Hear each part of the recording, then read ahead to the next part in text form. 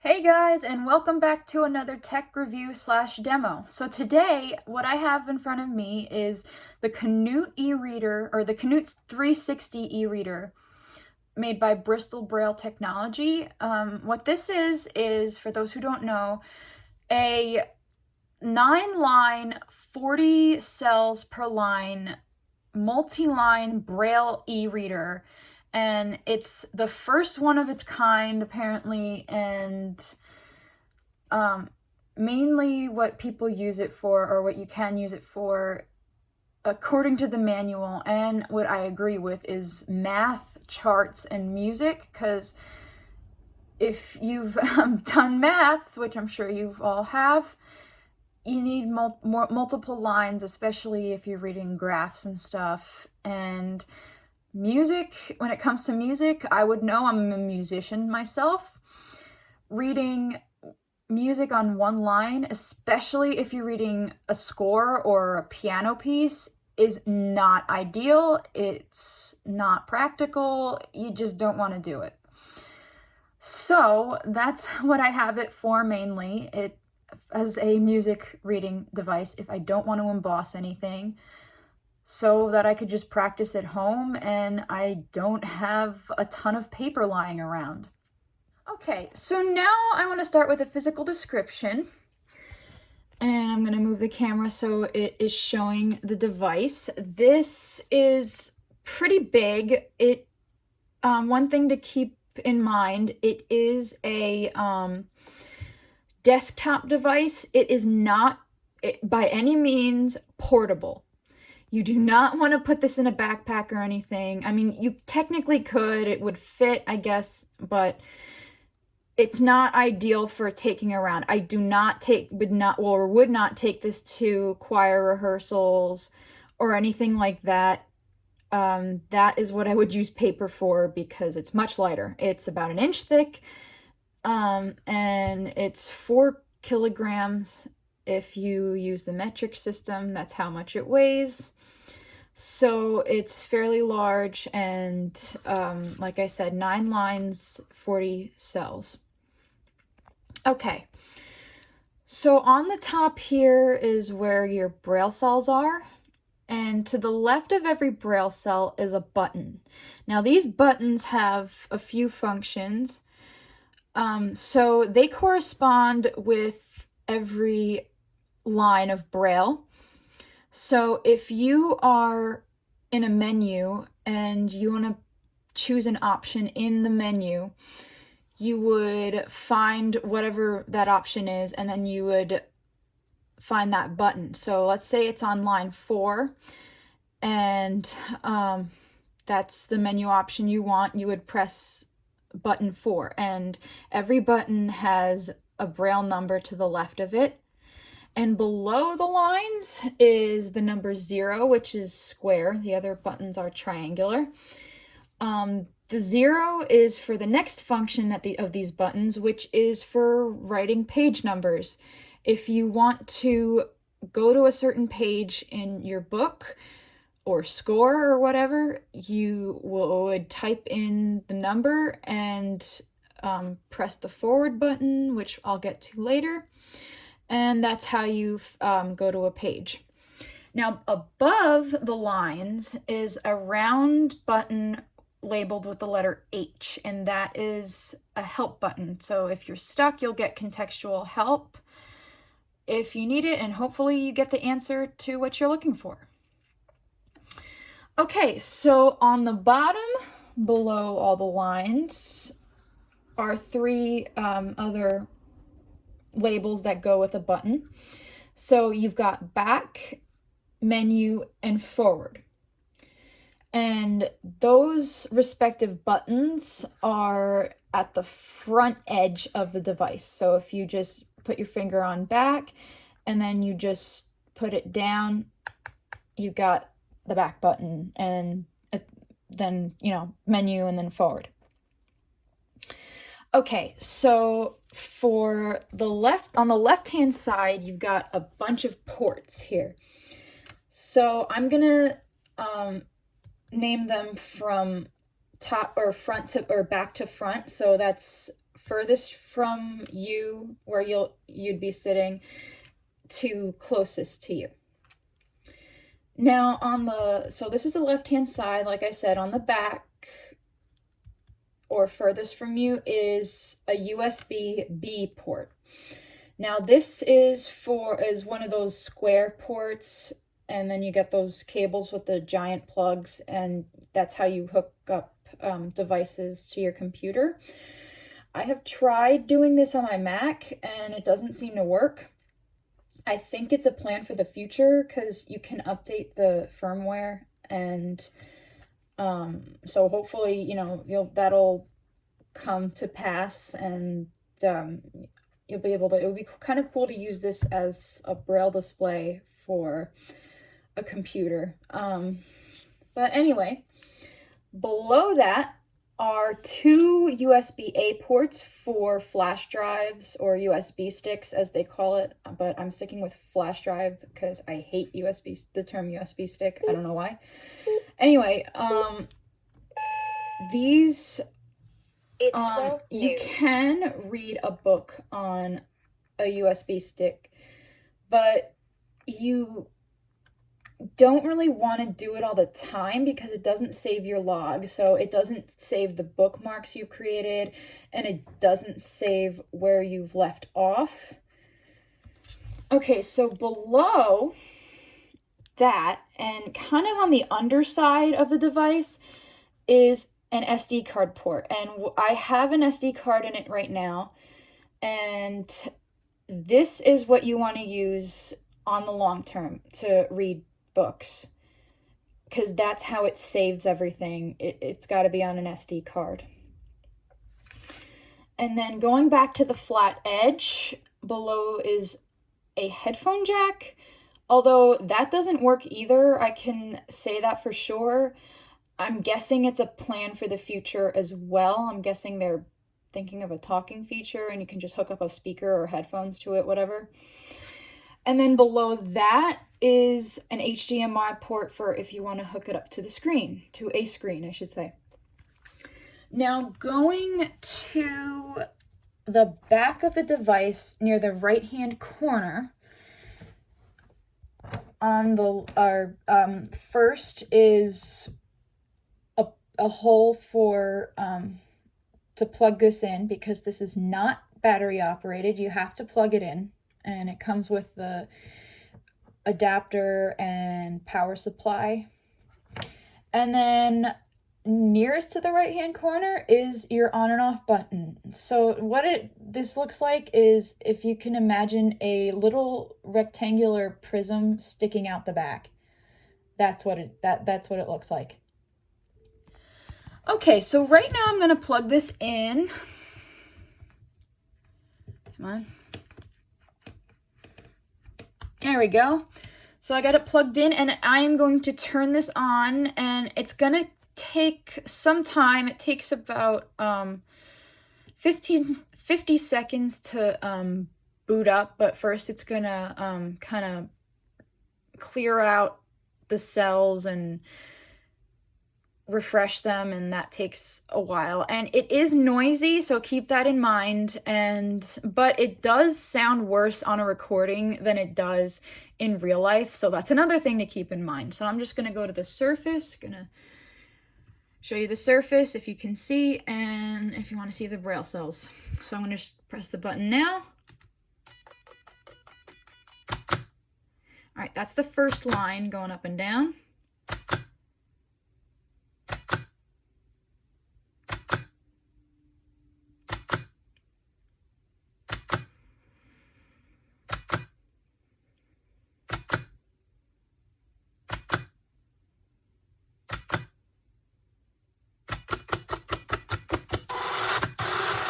And there it goes.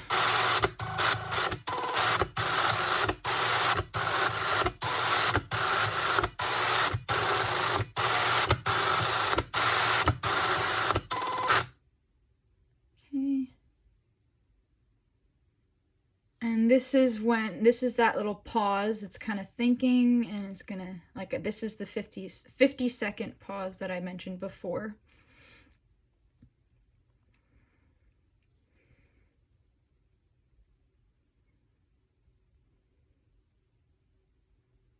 Sorry, my hand is shaking.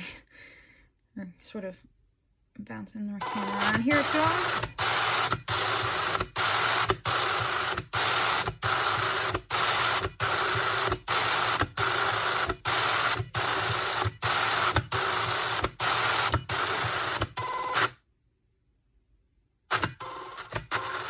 Alright, what you're hearing now is the file I had open last reloading onto the device. And I think, yep, we are turned on.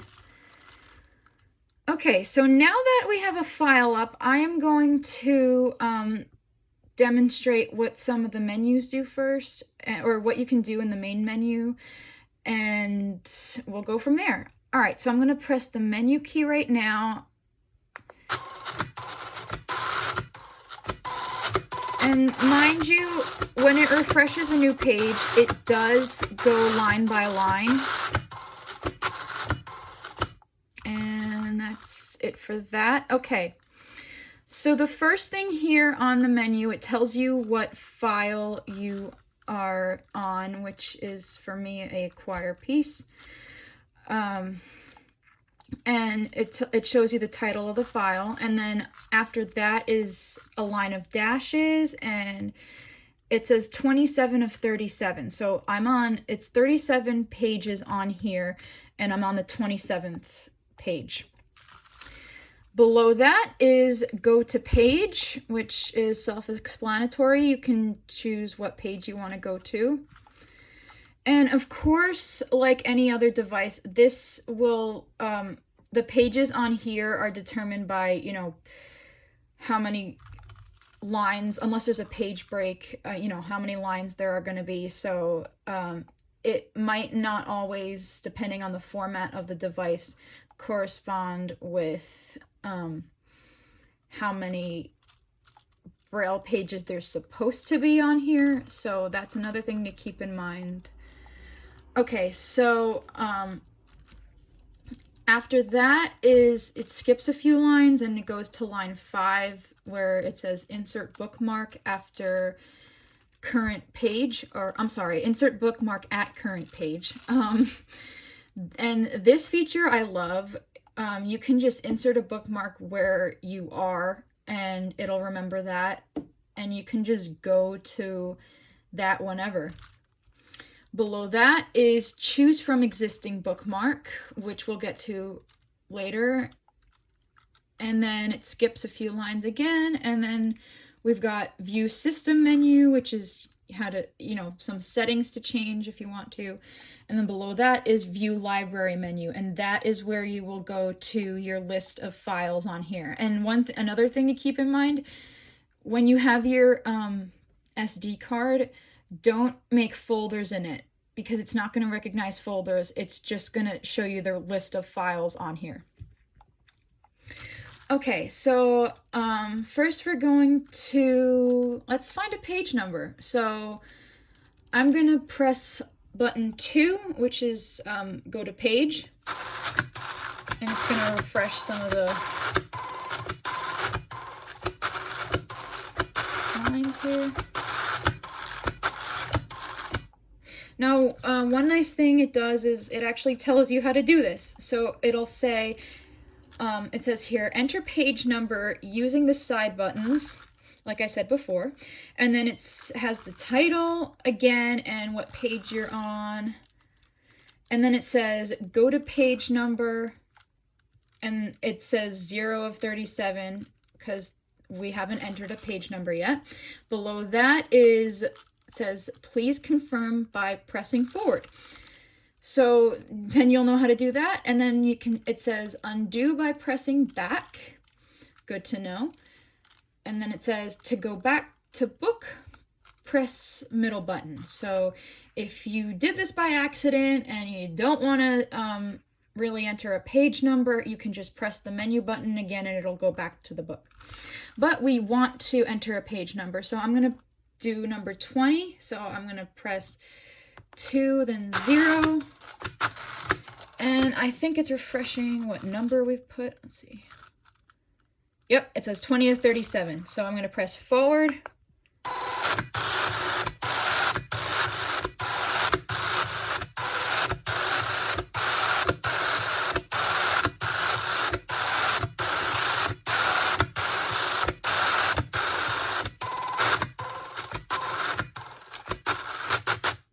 Okay.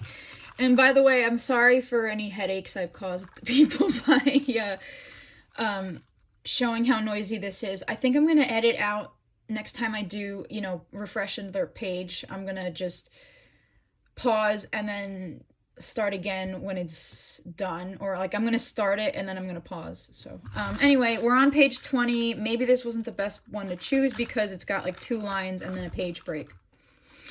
But anyway, that's how the page number works, or the page feature works. So now I'm going to show you how the bookmarks menu works. So I'm going to press that again, and we're going to go to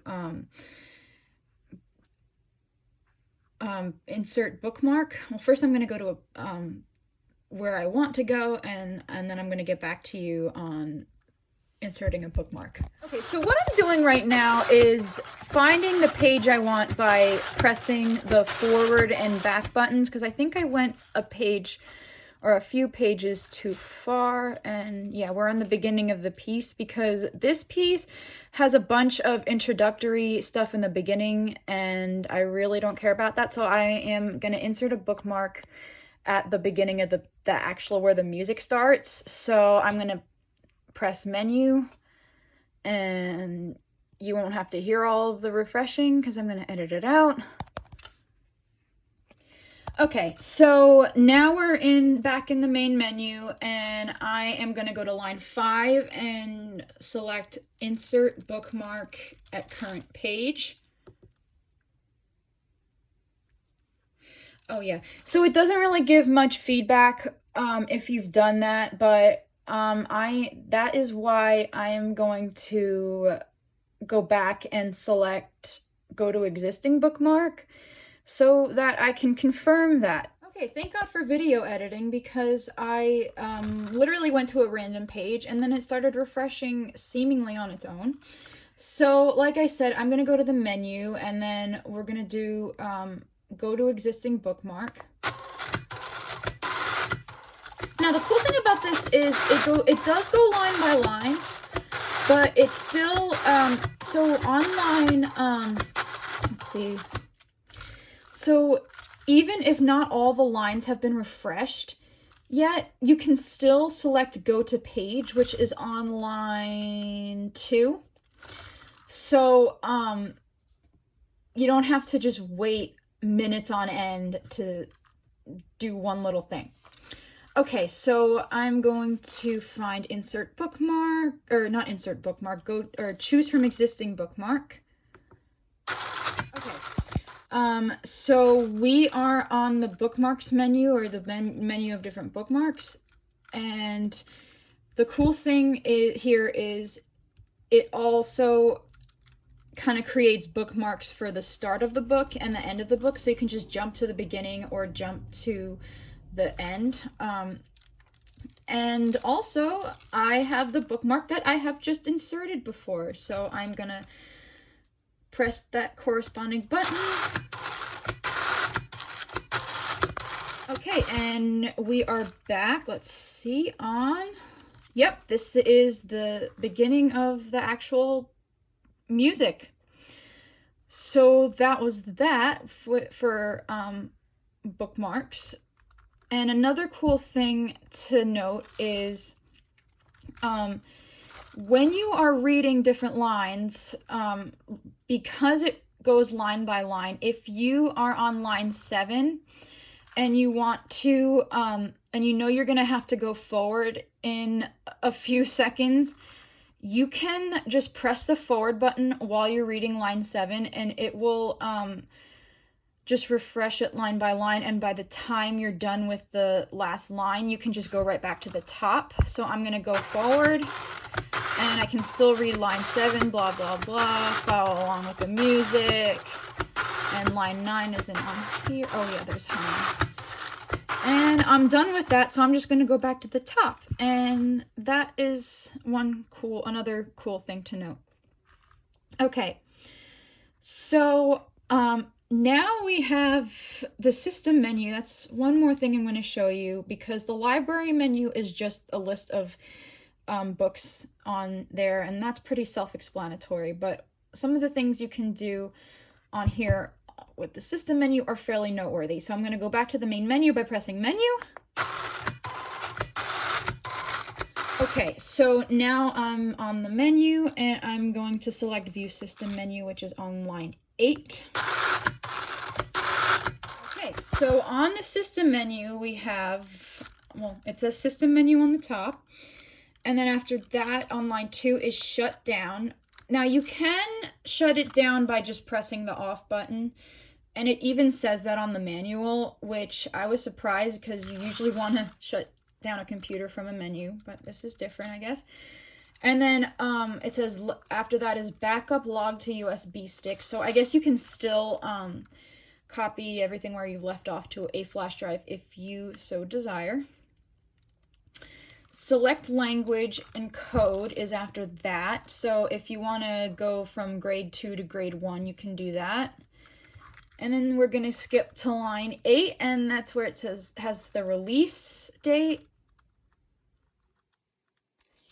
And then after that, it has the serial number. So if you have to call, support or whatever, and they want to know your serial number, this is where you go to find that. And I guess if your device isn't working, you might have to look somewhere else or something. I'm not sure. Anyway, so I'm gonna shut this down and show you how that works. It kind of just sucks up all the what's it called, the pins that are up. And by the way, the feel of this, the pins are solid as opposed to being springy like a lot of other different Braille displays, so they won't kind of I don't want to say collapse, but they won't they don't have that springy feel. That you can kind of put a little bit of pressure and nothing will happen. So I'm going to press line 2 to shut this down.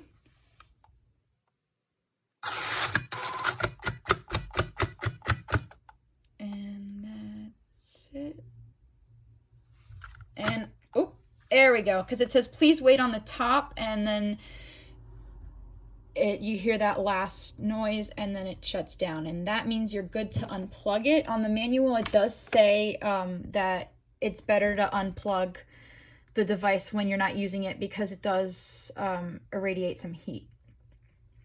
Okay, so well, I hope this video was helpful in your decision, if you're interested in this, to invest your money into it. And in the description I'm going to put some other links, like where you can get it. There are a few places you can get it through. AT Guys, you can get it through Dancing Dots, which is a music, they make music Braille software and sell a bunch of things that you can use as a blind musician, be it embossers and software and stuff like that. And you can also get it from Bristol Braille themselves. So I guess it just is all up to who you want to support, and that's that. So thank you for watching, and I will see you in the next video, and have a good one.